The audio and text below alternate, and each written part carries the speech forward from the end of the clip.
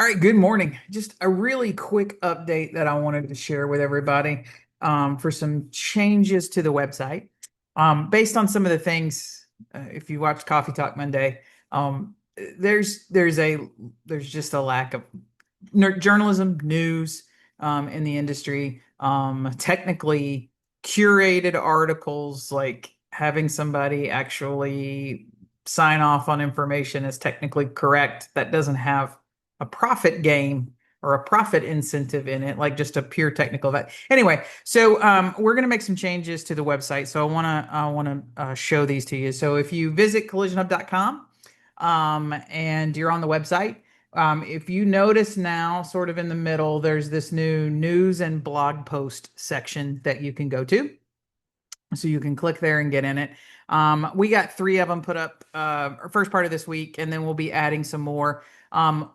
So most notably, the reason why you would want to come in here right now, click on it and get in here is that thanks to our C20 group, so our financial, Body Shop Financial and Planning group that's led by Rachel James, who is a rock star in the finance world. If you follow Torque Financial online or you've happened to hear her speak, she's amazing.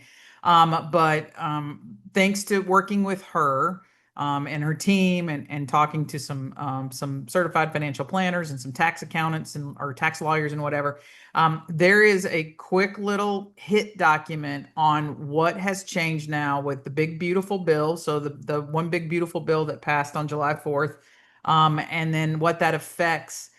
There was some tax benefits back from the Jobs Act of 2017 that probably a lot of us business owners were taking advantage of. A lot of those benefits were set to expire. And that's one of the things that the big beautiful bill did, was sort of like take those and make them part of the IRS code.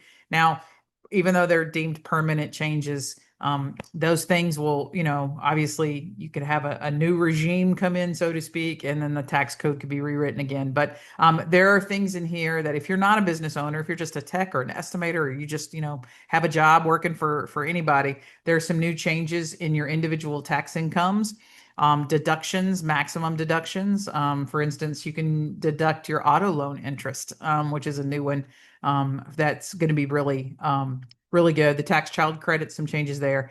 And then you can come down, and for small businesses, there's some changes there. And then there's some changes around savings for minors.